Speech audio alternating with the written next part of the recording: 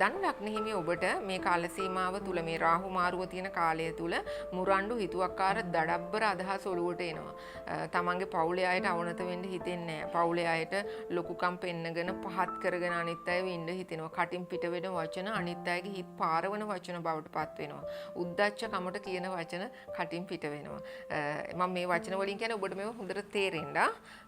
ඉතින් ඒ වගේම මේ කාල සීමාව තුලදී මේ හොඳ හිත මිත්‍ර සමාගම් නම් පවත්වන්න හම්බෙන්නේ නැහැ කිසි කෙනෙක් එක්ක. Tamanට කොච්චර උදව් කරපු අය වුණත් Tamanගේ හිත දිනාගත් අය වුණත් ඒ අයගේ හිත වල කෙනෙහිලිකම් ඇතිකරන්න ඉඩ නිකන් හිත රිද්දන්න හිතෙනවා ඔබට. ඒක ඔබ කරනවා. ඉතින් ඒ වගේ තත්ත්වයක් මේ ග්‍රහ මාරුව තුලින් නිරූපණය වෙනවා. ඒ වගේම තමයි මේ කාලය තුල ඔබට දුර බැහැර ගමන් බිමන් තරම් සුබදායක නැහැ. මුදල් හදලා අතට ගන්න එක හොඳත් නැහැ. සල්ලි ගත්තොත් ගන්නවට වඩා ඉක්මනට වියදම් වෙනවා.